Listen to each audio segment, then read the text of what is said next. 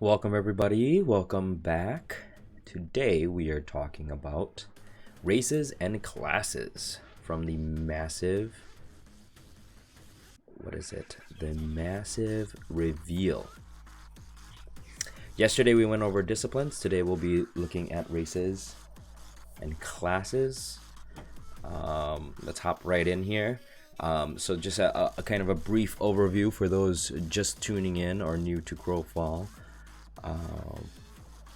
What had previously happened was Crowfall started out with the introduction of what we call archetypes, and now those have been ditched in favor of basically unlocking race and class for the most part. Now, I mean, they do kind of assign or allow each race to fall into specific classes, so it's not entirely 100% kind of an open-ended race class integration system, but but we do have access to a lot more options now, and this is due in part, and this is what the first couple paragraphs off their website is stating, that they receive some type of internal funding, which allowed them to expand their internal resources, so personnel, which allowed them to expand more on the classes and the races, which is awesome. Also in part due to the amount of people kind of backing the project, which is great because that just shows that more people are more willing to support a game like this, which is great. So I'm not going to play the video again, but they do have an interesting cover here, kind of introducing the female half-elf, male half-elf, and then of course your humans, and then Nathari. I did get a chance to read up on some of the racial backgrounds here on their main page, and I'll introduce that after we cover these quick FAQs. So right here they're specifying that there are 12 races: human, half-elf, Nathari, Fae, wood elf, high elf, stoneborn, half-giant, elkin, minotaur, centaur, and Ganeshan. And then I'll review those, or I guess cover those after this and in another section of their website. There are 11 classes: Knight, Confessor, Templar, Ranger, Assassin, Druid, Frostweaver, Champion, Myrmidon, Cleric, and Duelist. There used to be 12 archetypes, which is now quote-unquote classes. However, they consolidated the Stalker and the Ranger, I believe. So now it's just Ranger. Is the term archetype relevant anymore? Nope, that's been replaced.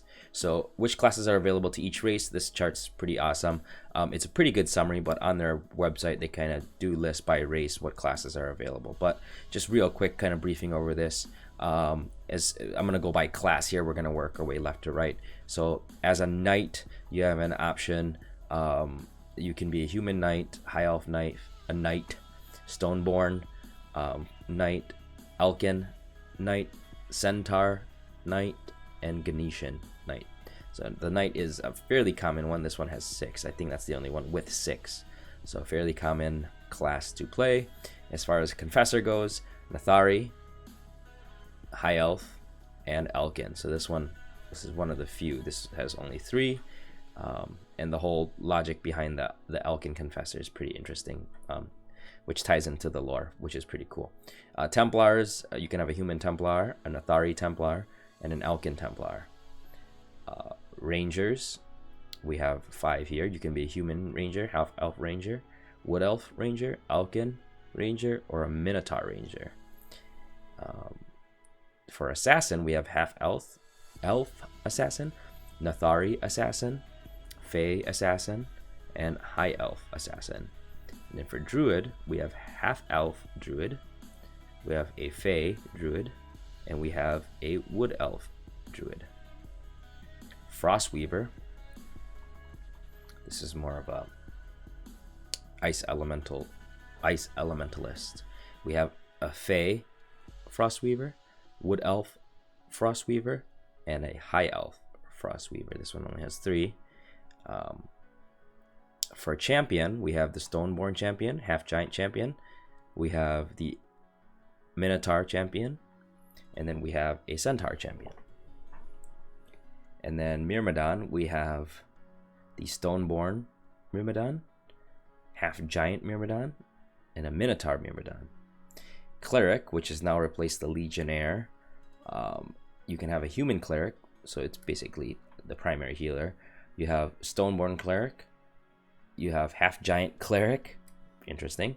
You have a Centaur Cleric, and you have a Ganetian Cleric. Very interesting. As far as Duelist goes, actually Duelist is only Ganetian right now. These can change. Remember, this is pre-alpha. It did state that these could change in the future, so Duelist could be unlocked by a little bit more. I'm surprised Human didn't make the cut for Duelist, to be honest with you, but I'm not too worried about it. Some basic FAQs going here. Let me read. Why do you select this race class combination to start with? I'm not going to read the whole thing. You guys can go ahead on their website and do that, but I'll summarize it for you guys. I did read through it before. So first and foremost, they wanted to mix the race and classes based on their lore, also based on cool factor, they call it, but really popular demand. If you have access, you have the opportunity to be influential if you just appropriately voice your opinions and everything. So an example would be if they requested an Elkin Confessor or a Minotaur Ranger, aka Stalker, which is now consolidated to Ranger. That's very interesting, and they if they can work it into the lore, they will. And then kind of a follow-up question later on would be something like, you guys plan on doing more combinations in the future? Of course they do. So how will this change the effective calculation of attributes, skills, and powers? So basically what this says is your race and your class will affect, mainly your class and your disciplines will affect your attributes, your skill maxes, your passives, and your powers. But for the most part, your class is going to define that. Your race is going to grant you some racial passives, which is pretty cool. Oh, hey, what's up, TJ? It says female centaur, the only thing that matters. Yeah, female centaurs, very bizarre. I am very fascinated with the Elkin, actually. After reading up on them, the Elkin are pretty sweet, and actually how they started, it has been pretty sweet. But I don't know, I think Ganetians are hilarious. Centaur women, I don't know, man, that's all you. That's all you, dude. I don't know. I'm very fascinated with the story of the Fae. And it's kind of weird because the Fae are like these elven cousins, but they kill their male. So playing like a male Fae is kind of like I don't know, kind of emasculating a little bit. But I don't know. A lot of people will probably play male Faes just to be exotic, I guess. But I don't know. That's an interesting one. Yeah, everybody's gonna have their preferences. We're gonna see some really weird combinations, I guarantee it. How with this? Let's see what else has changed as a result of the shift. So they're talking about the ripple effects. Only rebels play as male Fae. Yeah. Let me see. Where is that? What is this? What else has changed as a result of this shift? I did mention this. Legionnaires are now clerics. Stalkers and rangers have been consolidated. Forge Master, as a class, was removed because crafting is a pretty big part. It has its own skill tree, basically. So Stoneborn have been derived from what used to be Forge Master class. Now they're their own race, which is fine. They're just kind of an ancient race that you can play, and they have appropriate classes that fall into that lore. So that's cool. Did they cut functionality? This is kind of explaining how you can kind of bypass what they originally had set. So now if you want to play an Elkin Stalker, you have to do it through disciplines, right? So I believe Stalker is like a runestone you can kind of place in, and Elkin is just a race. So really, if you really wanted to be like an Elkin Assassin Stalker, you could. That's just I guess an additional type or an additional label that you're putting on based on the disciplines you're choosing. So absolutely, it's very much like D&D in that sense, where you guys, you have your race, you have your class, and then you have your discipline, your job, or whatever you're calling it,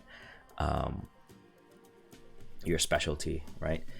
How will this affect the schedule? This is basically them talking about how they hired additional people, thanks to the funding. So it's going to minimally affect, without a significant effect on their schedule, is what they're saying. Will this change character creation? Yeah, so you're going to choose your race in your class, and then you're going to customize that. It's very traditional how they're handling that, in my opinion. Of course, we'll have to see what type of customization you have when you select your race, and vice versa when you select your class. What type of customizations they're going to offer. It's very vague right now. They haven't really defined it specifically. We have a very, very rough outline of what the visual customizations will look like.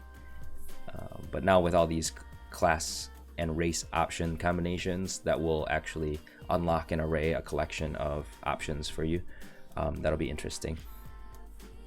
So that's basically, I'm sorry. How does necromancy work? Okay, so before you used to have to craft, but how will the temple work? I think that you're talking about when you die and you respawn. So the question was, how will the temple work? Honestly, my answer is I don't know what they intend to use the temple for. I always thought that the temple was just kind of a placement structure for now to test and to select your class, because they didn't develop. I know they'll probably repurpose the structure for something. I don't know that it will be serving the same function as it currently does, where you're literally using your crow to select your archetype, because they don't have archetypes anymore and they have classes, right? I don't think you're going to be changing classes on the fly like you are in current testing. I think it's going to be a little bit more fixed.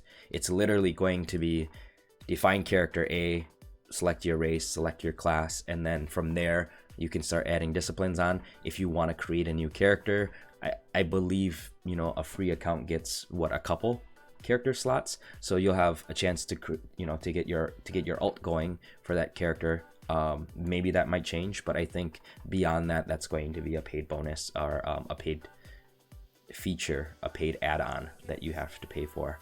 So I do believe temples, to answer your question, temples are going to change in how they currently are functioning. I kind of anticipated that to happen. I kind of figured they just put temples there because they didn't flesh out the whole character creation process yet. But that's just, I don't know, that's my guess. I'm just speculating here. I have no clue, and I haven't read anything on how they intend to use temples moving forward now. I guess we'll find out, right? I think temples obviously are going to be in still, because I think they mentioned they haven't finalized the character creation module yet. I think that's one of the things they haven't completed fully yet, so fleshed out. So I believe we still will be using the temples in a similar fashion currently, which will be interesting. I mean, there should only technically, there shouldn't be any more. They didn't have Stoneborn, or I'm sorry, they didn't have the Stoneborn stuff in. So I don't know if you'll select your race first. I think the statues might change to race then, right? Or I wonder if it's class. That's an interesting question. I don't know if that's what you're asking, but I guess we'll find out this weekend. So how will this work with necromancy? So basically, you're going to craft and exhume racial bodies, so human body or a half giant body, etc., and then for each of those bodies that you complete, that can be used by any of the classes that support that race, if that makes sense. So if I craft a human, if I put together a human body, any class that is appropriate for the human can use that body. So last one is, how does this affect skill training? basically, in a nutshell, they say they're going to be shifting stuff around. I don't know. This is all kind of cryptic to me. Not cryptic, but it's very, I don't know, muddy. It's not very clear to me.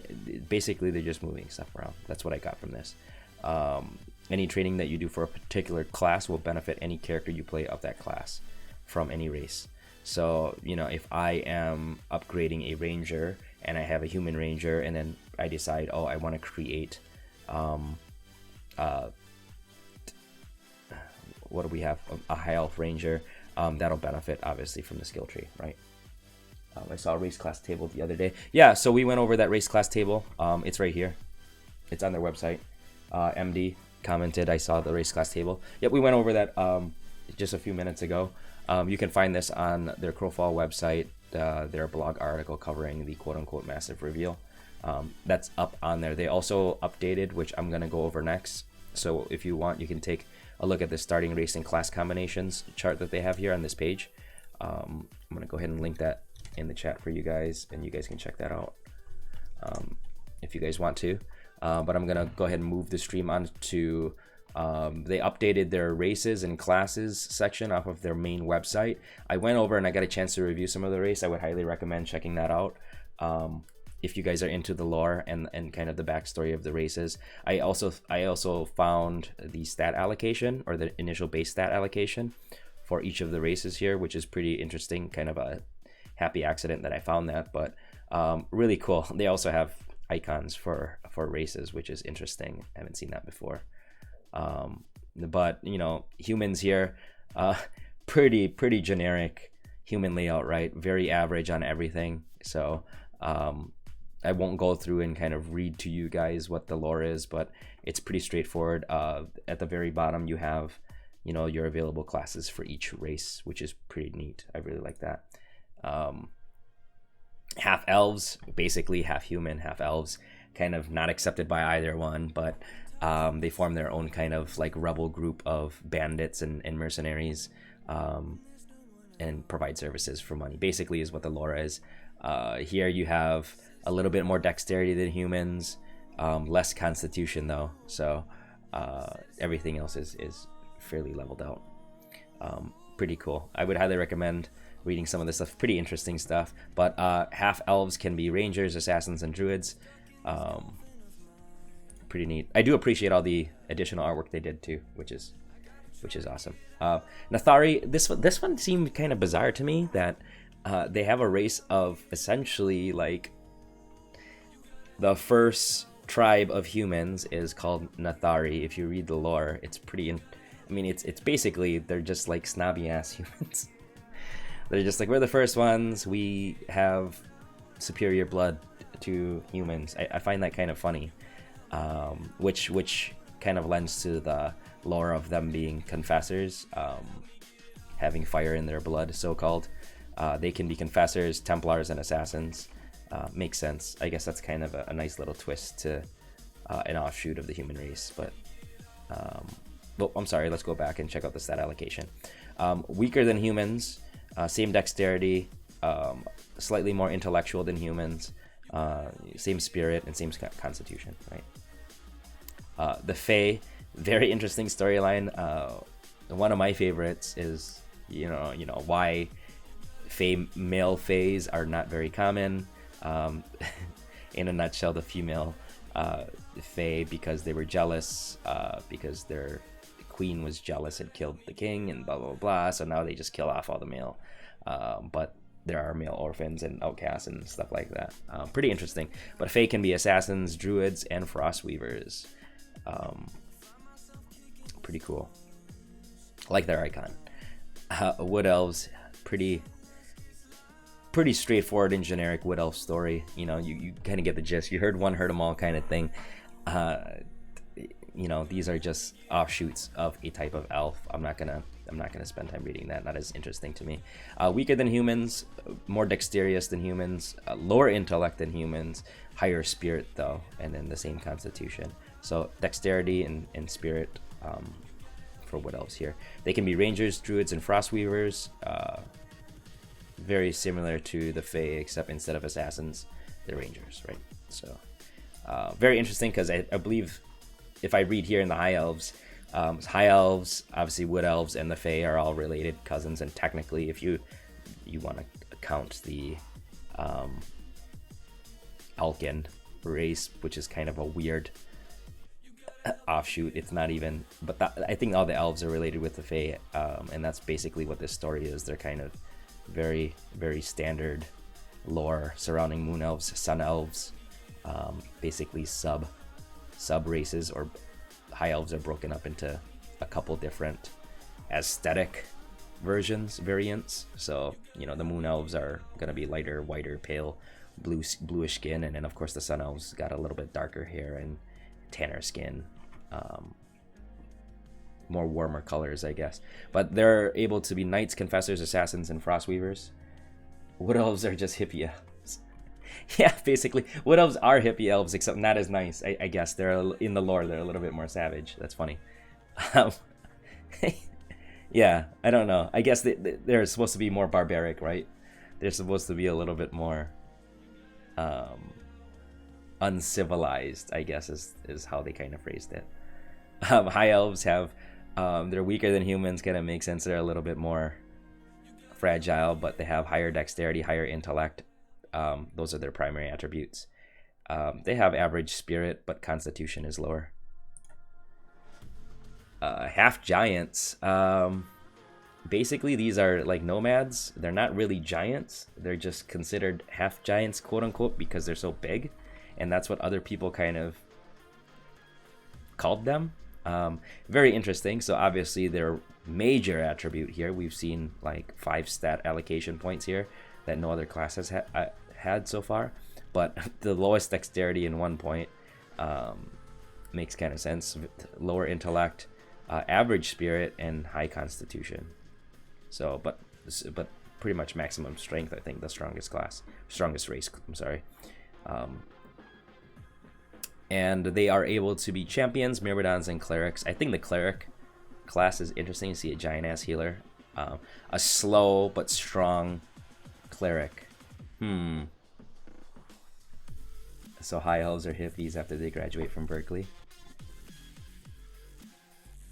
I guess. I mean, high elves have always been kind of like the snooty, the snobby ass elves, right? I think that's kind of stereotypical. Like, we always associate high elves with like the nose up in the air type of elves who believe that they're the pure blood. Basically, they are the Nathari of elves, right? They believe they're better than everyone else, and that's how I kind of look at it. We have Stoneborn. This is interesting. This is new to me, reading the lore on this. They're basically just an ancient race of people. I believe this is gender locked. They don't have females because they don't reproduce. So this is probably the only one that's gender locked. You have pretty good strength, very low dexterity. You have average intellect, average spirit, and decent constitution. Basically what this is if you take a point off of intellect and you put it on strength, that's basically what a half giant is. So a Stoneborn is fairly big, big and slow and strong, with slightly more intellect than a half giant. Basically just a slight tweak to the giant. But Stoneborns can be knights, champions, myrmidons, and clerics. Very interesting combat classes and healing classes for Stoneborn. I would consider playing as Stoneborn. I don't know. I'd have to see the racial passives, but Stoneborn are pretty unique in lore. The fact that they're gender locked is pretty interesting to me. But I got to give it up to the Alkin. This is my favorite lore. I highly recommend reading this. It's a very intricate lore, but in a nutshell, used to be a human person, got cursed, turned into a deer, and then now all the Alkin race are based off of like a curse. But they're deer that love hunting because of the curse still. Weird shit, but I don't know, weird shit, but I like it. I don't know, super cool. And then I guess the lore behind why they can be confessors is pretty cool, because Diorian, I guess, is the son of Akron, which is like in the scripture of the confessors. This is who they worship, and because Diorion is the son of Akron, as written in the scripture. Technically, the Elkin are descendants of Diorion, therefore they're allowed to quote-unquote worship in the Church of the Confessors and practice as a confessor. Super interesting. I don't know, it's kind of weird, but I like it. Weird in a good way to me, I think. Average strength, good dexterity, below average intellect, average spirit, and average constitution. So take 1 point off of intellect, put it into dexterity. That is an Elkin, basically. Kind of fits with the lore, to be honest with you. Yeah, they could be a knight, confessor, templar, or ranger. Templar, Elkin. Cool shit. I don't know, I'd have to see what their racial passives are, but I can dig that. Minotaurs, I do like. Geez, they're strong, average dexterity, lowest intellect, lowest spirit, but really good constitution. So very good constitution and strength. Basically the Minotaur lore is, I don't know, fairly typical lore for Minotaur, right? Like some type of dark lord of the shadows. Yep. They're incapable of being sentient creatures, but they say that's not true. They speak with a guttural language, so basically how you would imagine bovine to be speaking. I don't know, pretty basic lore, but they can be rangers, champions, and myrmidons. Pretty cool. Champion and myrmidon is kind of expected, but ranger minotaur is very interesting. I'd like to see that. Centaurs, here you go. This is all TJ Bond right here. He's all about the female centaurs. I don't know. High strength, below average dexterity, below average intellect, below average spirit. Okay, so take a point out of each one of those middle three and then put it on strength and constitution. Okay, cool. Centaurs are just so funny to me. Their animations and the character models are so interesting. The fact that you can play them. Yeah, kind of. I actually didn't read the lore through the centaur stuff, but I might have to do that later. I don't know if I need to read that. It's probably pretty straightforward, right? They probably half human, half horse, and blah blah blah, high mobility, but they're just like humans who are probably really proud and stubborn. That's my guess. Without reading the lore, that's my guess, right? But I'm sorry, centaurs are able to be knights, champions, and clerics. Cool. I think the last one here, this is the last one, Ganetian. Guinea pig, guinea bros. So these are supposed to be really a really laid back race, I guess. They were created from a blessing of Gaia. So the Earth Mother goddess, when she died, she had blessed the guinea pigs and gave them sentient or gave them logical thought and speech, right? So now they're very just naturally curious race of Ganetians, and they're supposedly not easily offended, and they embrace each day with hope and wonder. I think that's kind of cool. I used to just think that this is for like the little, I don't know, people who like to play little lollies and shit like that, little creatures, people who love playing like tiny characters, right? There's always that tiny character class in every MMO, I feel like. But low strength, highest dexterity out of all the races, intellect is average, spirit is average, and below average constitution. So highest dexterity. They made Centaur evil. Shit, I have to read that now. They made the Centaur evil. Centaurs have an origin which is often repeatedly told. Let me find. How are you getting that? Let me see the wages. So you could create the most magnificent creatures.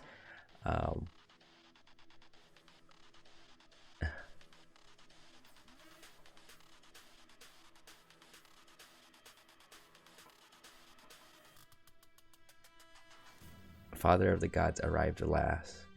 He looked at what his children had wrought, and he said to them, "You have done well. I can do better. Superior race, Centaur confirmed, right?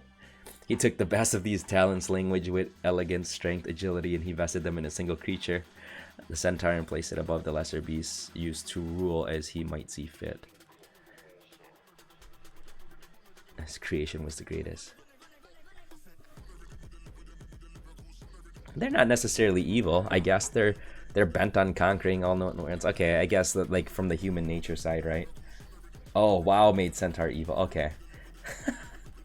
My bad. I misread that. I read WoW as in, like, WoW made Centaur evil. I thought you meant WoW, they made the Centaur evil, and I was reading it and I was like, it doesn't sound like they made him evil, but you meant World of Warcraft made the Centaurs evil. Yeah, I do. I played Dota got over a decade, and for the longest time, yeah, the Centaurs were derived from the Warcraft engine, the Warcraft universe, where they had these like demonic centaurs. So I know exactly what you mean. That would have been pretty cool too, to be honest with you. But we already have a lot of like beast creatures like Alkin, and I guess Alkin would probably be closest to that in sense of lore, where Alkin are just derivative of cursed humans, and so they're these cursed beasts that just love to hunt because that was what their human counterparts enjoyed doing, which is how the lore kind of works out. But yeah, I think that's it for the races. So we kind of went through all of this stuff. Pretty cool. Let's see what we have for classes. Yeah, so you can kind of see here on their website, they've updated this. So the knight, pretty straightforward, sword and board type of class, right? You can see here. This is interesting that they have kind of additional stat allocation for each class. Old D&D arcade slide skiller has female centaur. Nice. Nice.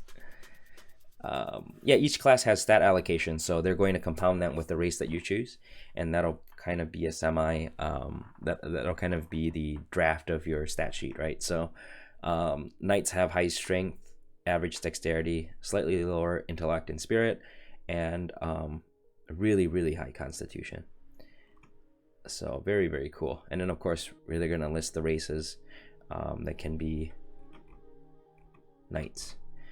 They do have that race chart I went over in the beginning, but just to recap, this is human, high elf, stoneborn, Alkin, centaur, and Ganetians can all be knights. The most surprising one on here to me would be a freaking Ganetian knight that you see in this picture here. Look at this shit. That's so funny to me. Tiny ass little knight.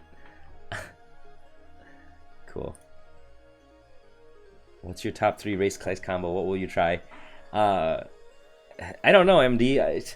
It's weird, man. I really, okay, first, for sure, I know I want to play a healer, so cleric is going to be my class for at least one of my slots. I'll probably end up subscribing to Crowfall. I mean, I'm an early backer anyway, so I want at least 3 total characters, so whatever my alts will get me. So really my first primary slot is going to be a cleric. I don't know what the racial passives are, so I can't really decide. I'm a huge min-maxer myself. Like, I don't play for the looks and I don't play for the cool factor, anything like that. I'm a min-max. I'm a friggin' like stat nerd, so for me, like, I need to know which racial is going to give me the best min-maxing capabilities of a cleric, right? So Ganetian Knight Burrowing, yeah.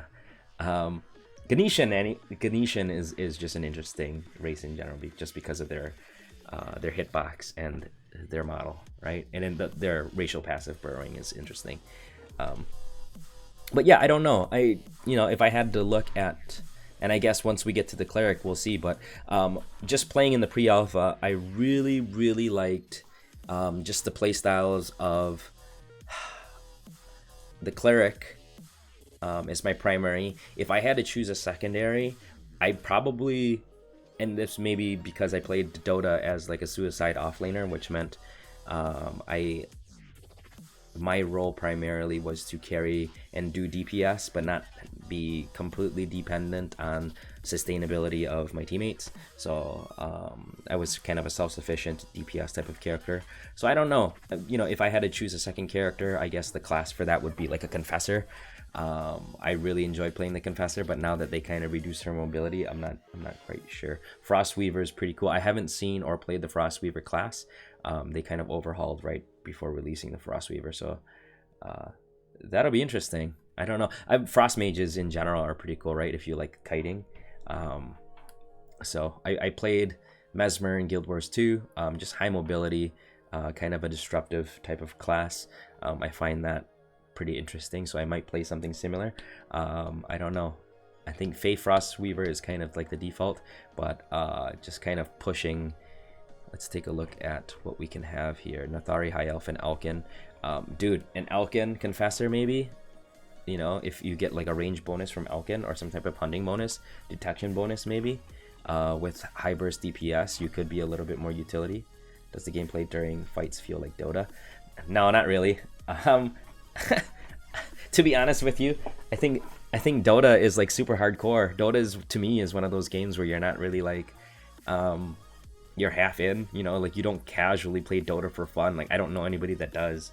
Like if you're playing Dota, you're playing to get good and you're playing to stomp people. That's just my opinion. I don't know, but that's just me and how all of my teammates have played.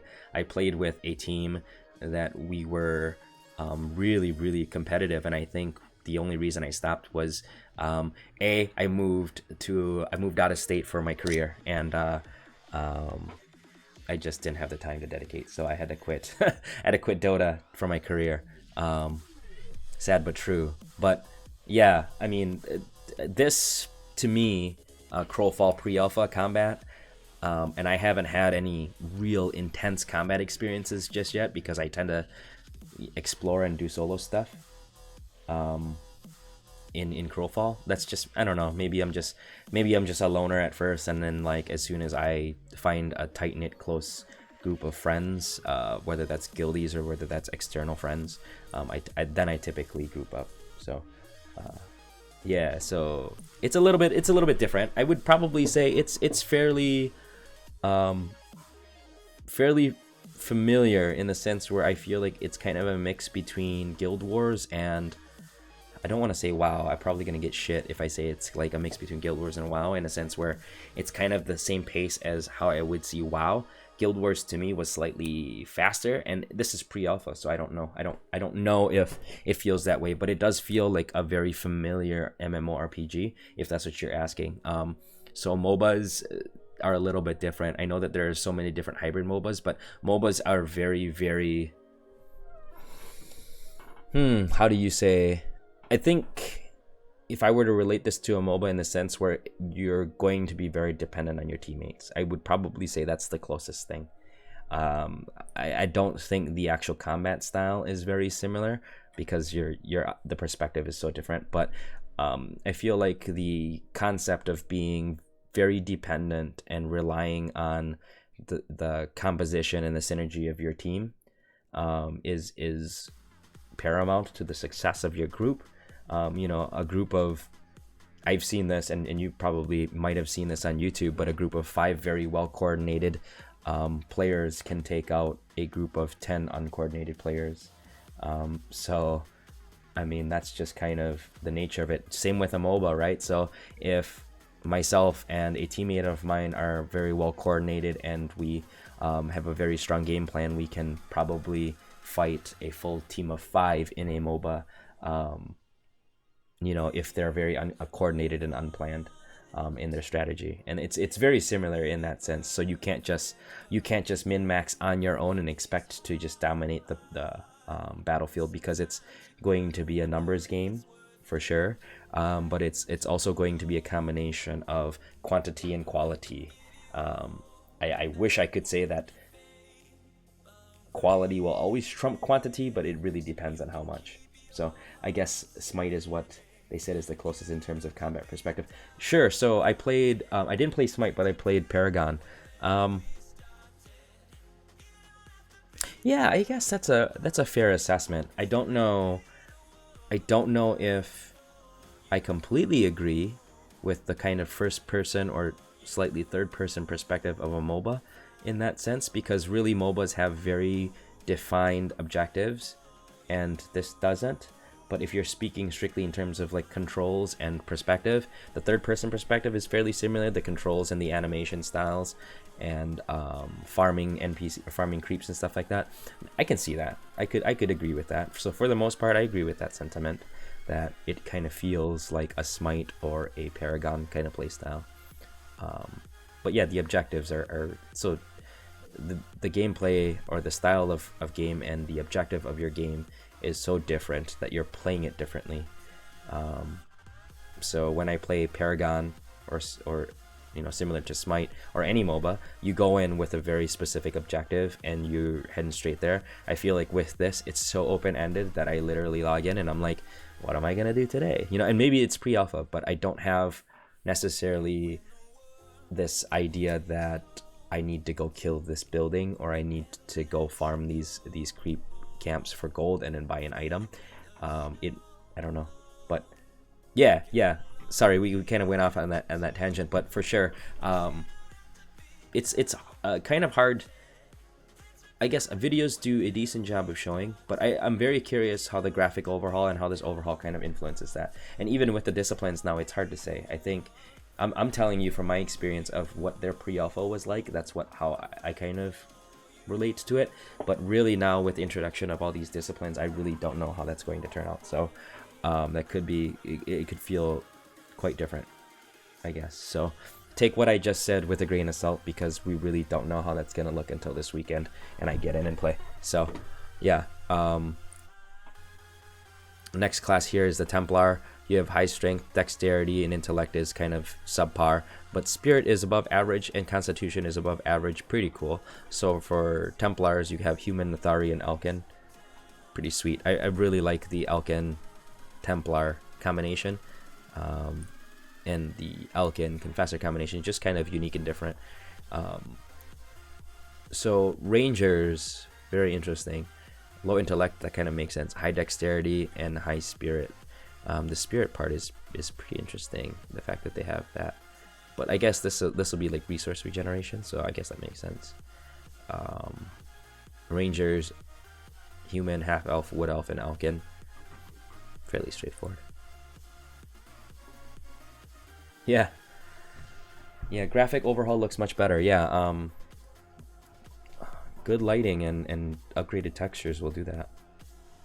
I just love the fact that they chose to have it be a little bit more stylized rather than trying to be too, I don't know, photorealistic, or you know what I mean, like the whole realistic approach that you see with games like Black Desert. Gorgeous, absolutely gorgeous game. I'm just not, I just prefer this kind of stylized art style to that, because I feel like, given 10 years down the road, look at WoW and how well that stood up. So I do enjoy the graphics, the art style, and then just the fact that they overhauled the graphics, just awesome. And it's only going to get better too. I think they're going to optimize and improve the vegetation from pre-alpha to now. Just that little detail that probably most people don't notice, but if you've been in the pre-alpha for so long and you notice those damn like basic flat textures on the ground and you see plants everywhere, you're always seeing that shit. Same with like the mineral and the resource nodes that you're mining. When you see that in the graphic overhaul, that's like the first thing you notice, because that's what you've always done in the pre-alpha. The buildings are kind of like, oh, pretty, but really like the resource nodes, the grass and the foliage textures and the trees are what you really notice, because that's what you're mainly doing in pre-alpha a lot of the times. The assassin, this is interesting. Self-based, obviously. Low strength, super high dexterity, average intellect, average spirit, average constitution. So very interesting. So you can be half elf Nathari, Fae, and high elf assassins. Druids, they're pretty straightforward. Lower strength, average dexterity, high intellect, very high spirit, and subpar constitution. You can be a half elf druid, Fae, or wood elf druids. Frostweaver. Here we go. So the Fae Frostweaver is kind of default, right? But you could be a wood elf or a high elf. So basically this is like an elvish Elvis Frost Mage is basically what they're limiting this to. Subpar strength and dexterity, but very, very high intellect and spirit, and then average constitution. Cool. Yeah, I want to see more access to the Frostweaver and what they have to bring. Could be pretty powerful in like group PvP. Champion. Highest strength. Average dexterity. Below average intellect and spirit, but above average constitution. Kind of makes sense. Kind of goes hand in hand with the half giants, right? So Stoneborn, half giants, and centaurs can all be champions. Which, I don't know. Champions are meant to be like the DPS, but they're not like the... they're more of the high damage, slow hitting DPS equation, versus the Ganetians are very fast hitting, low damage per hit, but equally as powerful DPS. Isn't Druid also a healer? So Druid, the Druid class, during pre-alpha that I played, it was like a hybrid. The way that they did the essence and the essence burning, so they were trying to do like half of the Druid was this healing, had some healing spells, but also did some buffs. And then the moment you filled up your essence meter, you were taking damage over time, until you switched it over to the damage tray, which was like more lightning based spells and effects and debuffs. So I don't know, it was kind of a hybrid class, and they were super mobile because Druids can blink around. But as far as having a healer Druid, like what you would kind of, maybe some people might expect, it's not. I would say that they're not like the most efficient healers, but they are capable of healing. I would probably say that they're just they're a hybrid class for sure. They're very role specific, so they have a little bit of snaring. They have, you know, some burst damage if you stack orbs, things like that. You can buff, you know, attack damage. At least that's how they had it set up before. But you can have the flexibility of switching to damage or to support, which is what makes the Druid class unique. If you want to play a hybrid and be a little bit more of a utility class, this would be a good class to pick. Yeah, you got to switch back and forth. It's very, very difficult. You know, and I coming from a person who's played Dota for over a decade, this is really difficult, because not only do you have to manage your essence resource, but you also have your primary resource, which you have to manage your stamina, and you know, you have to manage your essence, and not only that, you have to manage your trays, so you have to make sure that you're supporting your teams instead of casting the damage or DPS spells, and then you got to make sure you're buffing the correct person, versus, you know, and a lot of it is target casting. A lot of it is, it's not just a simple click and buff. It's you know, buff, select your target, or it's debuff, select your target. So you can imagine that's adding layers and layers and layers of difficulty on. I would say that the Druid was probably the toughest, the most difficult, their highest like skill ceiling of the classes that I played in pre-alpha. So I don't know how they're going to change or modify that, but that is what it is, I guess. I enjoy playing the Druid, but like I said, it's very difficult to get used to. We went over Frostweaver, we went over Champion, Myrmidon, so cap strength, pretty cool.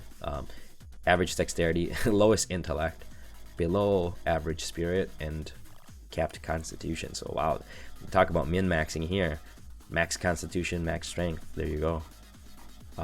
You can be a Stoneborn, Minotaur, and half giant.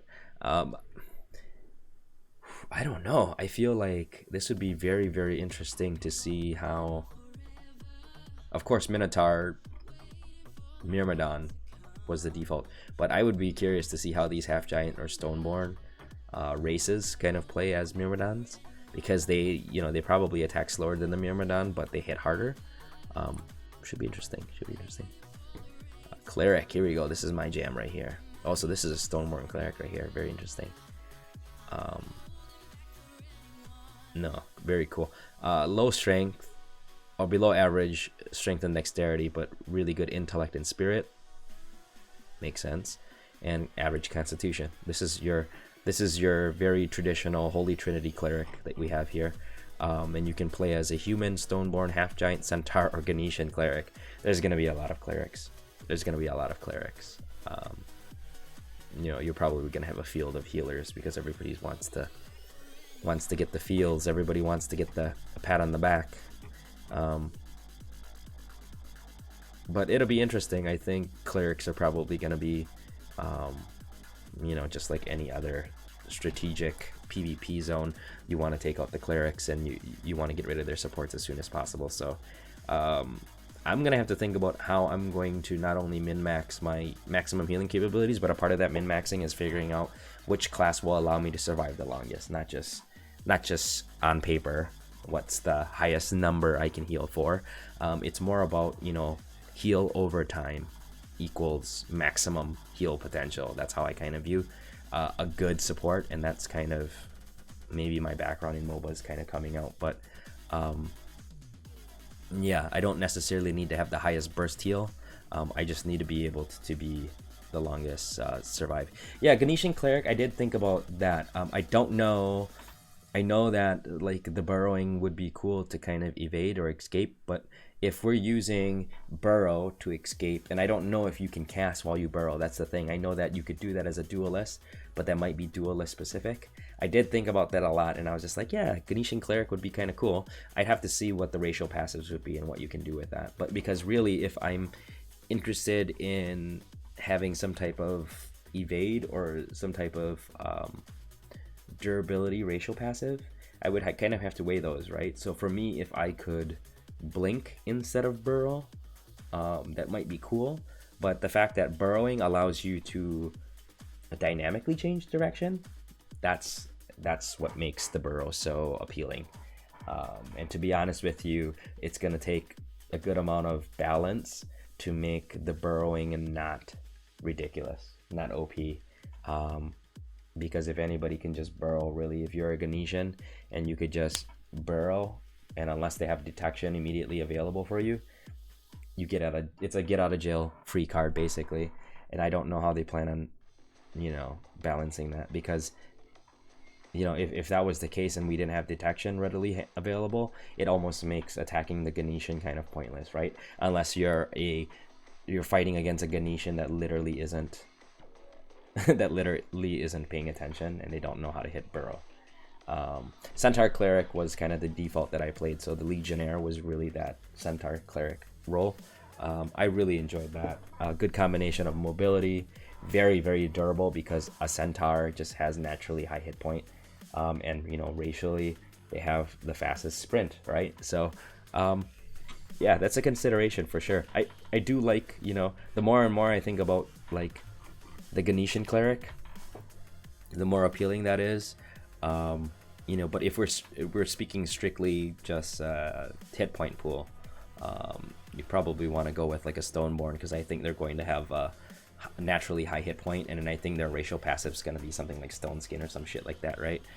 If I'm being as stereotypical as possible, that's what I kind of foresee them pushing out, some type of like durability or resistance passive for Stoneborn. So a Stoneborn cleric, which is what this dude right here is, I mean, that wouldn't be bad either. You just wouldn't be the fastest dude on the field, but you'd be pretty damn durable.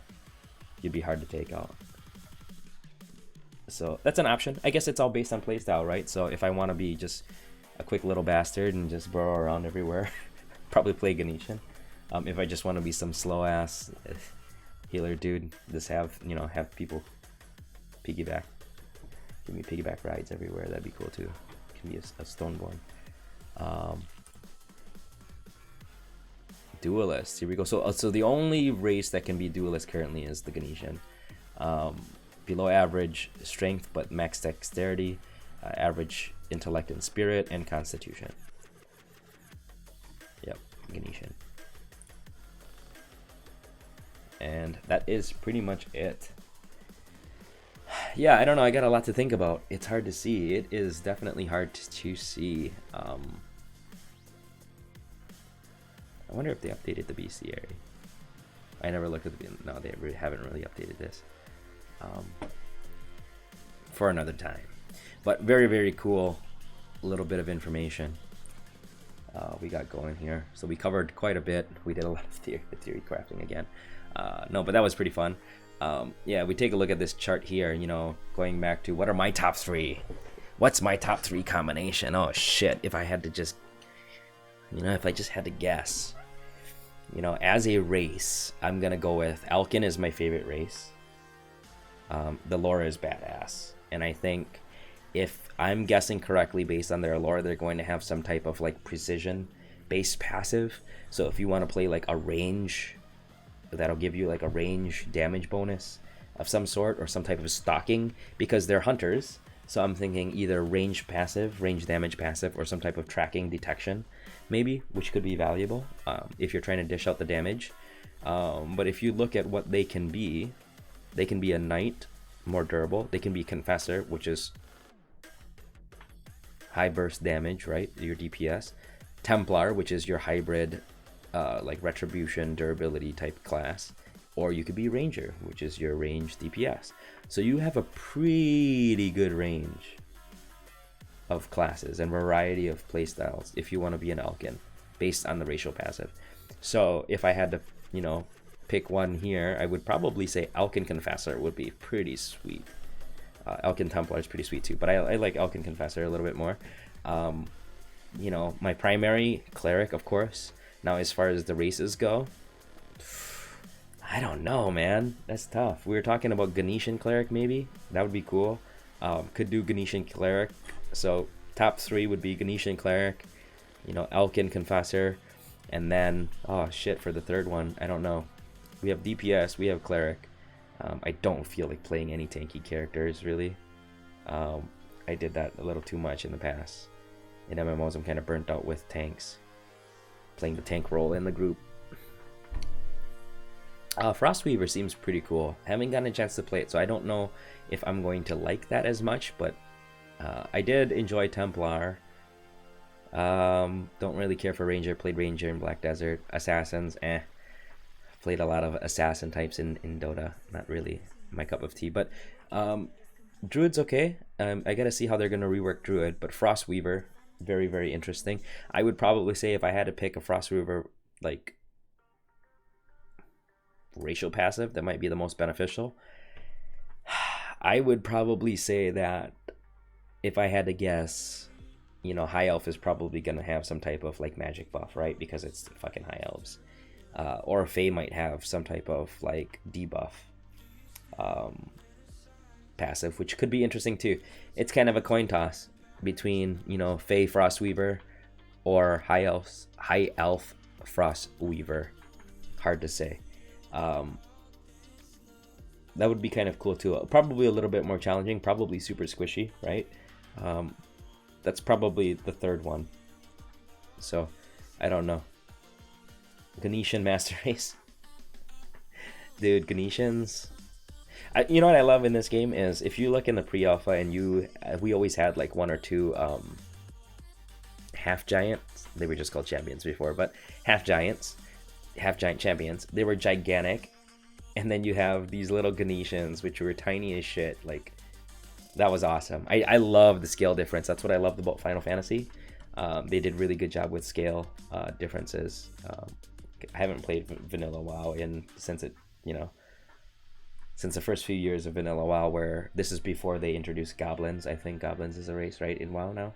But before they had that, now the scale difference is pretty cool. I think just the fact that the Ganeshans have a small hitbox, I wonder how they're going to do that. And they're low to the ground. So if you think about just your natural like combat advantage of having a class that's low to the ground that forces, you know, any type of encounters, you force the reticle down a little bit more, just in general.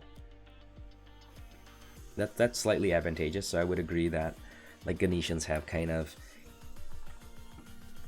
the upper hand in that. I kind of want to see what the Ganeshan stats are like. I forget. Let's see. Gerbils, baby. High dexterity and high intellect. So Yeah, they make really good. They're very quick.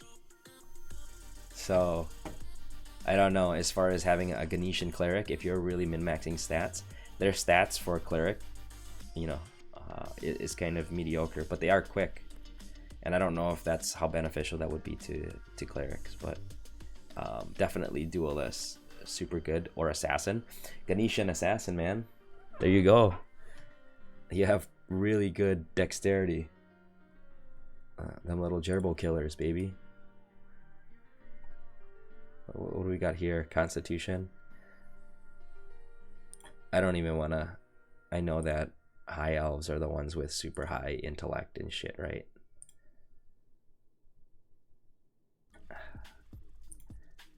I hate clicking through that. Let's go to high elf. Of course. Oh, intellect and spirit. I'm sorry. And then wood elves.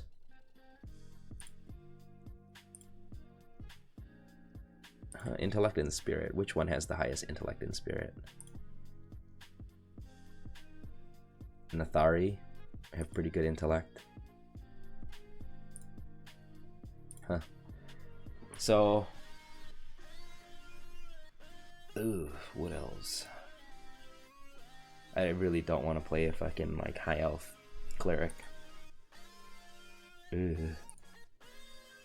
Fuck it, Ganesian cleric though. I don't even care. I need to stop paying attention to the stat sheet too much, but yeah, Elkin Confessor would be pretty legit. I like that. Yeah, cool. I would say that would be amongst my top three. The third one is kind of, I don't know, kind of up in the air. I don't know, but my top two right now, looking at Ganesian Cleric and Elkin Confessor, pretty cool. Pretty appealing to me. I like that. I like that. Centaur. Centaurs are legit too, man. Centaur Knight might be fucking cool, or a Centaur Champion might be fucking cool. So, but depending on your racing class changes how you look.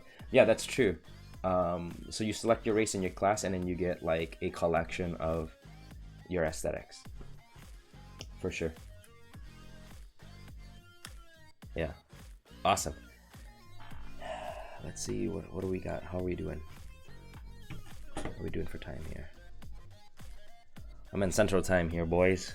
I'm gonna need to wrap this up. So, yeah, I think I'm gonna wrap up the stream, guys. Jeez, I'm streaming this. This VOD's gonna be like over an hour long, but yeah, thanks for joining us. Everybody in the stream, shout out to you guys, MD and TJ Bond, for joining us tonight. But I'm gonna wrap up the stream, call it a night. I gotta get up early for work tomorrow, so hope you guys got some good information, and it was kind of fun theory crafting, kind of answering questions about this kind of stuff. I'm super stoked to see how this paired with disciplines can really really customize your characters, right? We're just scratching 2 out of the 3 layers of customization for your playstyle, right? Then you have gear, what kind of gear you're going to use, and all those variables kind of come into play. But in runes, and in vessels, like what kind of quality vessels do you have? Man, so many factors going to play a role in defining your character. But I had a good time with the stream today. Very interesting stuff. Tomorrow, what day is it tomorrow? Tomorrow, barring I don't get stuck at work, hopefully I get home at a decent time and start streaming the updates for this massive release. I'll hopefully maybe I can remote in from my work desktop and just install the update so that I don't have to do that, or I'll just do that when I get home. But yeah, tune in tomorrow, guys, if you guys want to see that update live, and we'll go through that. It's probably going to be so much to take in. I'll probably try to, I'll probably just do a general stream and just do general commentary. It might not be anything focused on anything specifically. Ashes of Creation. Ashes of Creation. I don't know what that... What do you mean by that? You want my opinion on Ashes of Creation? You know what, MD, shoot me a comment on the VOD, if you get a chance. Another crowdfunder project PvP. Oh, you know what? Shit. I did see that. I think I did see that. I don't have. I mean, I'll take a look at it. I'll certainly give my opinion on it, but I don't know enough. I'm not that close to the project to formulate a good opinion. I mean, like, I'm gonna have my opinion, and I don't know. I'm probably a little biased because I just love so much about Crowfall. Another good one that I've been following, obviously, is Camelot Unchained, and I just watched some of their stuff.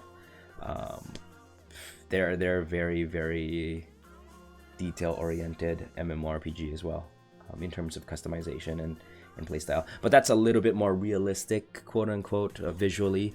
Crowfall's a little bit more stylized, so you kind of have your preference. But Ashes of Creation, I think I did see something briefly on that, and it does look interesting. So maybe I will take a look at that and give my feedback. But this weekend is going to be blocked out primarily on Crowfall updated stuff, just because that seems to be the most desired.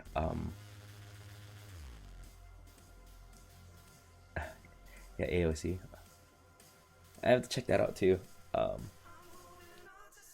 Yeah, I'll have to check that out as well. I haven't done a lot of like digging and more research. I tend to listen to a lot of the podcasts and stuff like that if I get a chance at work. But I'll definitely check out those titles. Yeah, thanks for the suggestion. But yeah, feel free to join us tomorrow, and we'll take a look at what Crowfall has to offer. But thanks, guys. Before this drags on any longer, I'm gonna go ahead and peace out for the night, get some rest, and then tomorrow we'll be back at it again. Ashes of Creation. Thanks. AOC equals Ashes of Creation. Did not put two and two together. But yeah, thanks for stopping by, everybody. Everybody on YouTube who's watching the VOD after this, I apologize for the super lengthy video. This seems to be the trend with my Crowfall videos. They tend to drag out really, really long. That's just because I really like Crowfall content. A lot of my users are very, and a lot of my viewers are very interactive with the stream. So that's awesome. Been getting a lot of really good support and really good suggestions with the direction of the stream. So yeah, hopefully you guys will join us tomorrow, and we'll see you guys next time. Peace out, guys. Shout out to the guys out in the chat who joined us for the stream today. We'll see you guys tomorrow.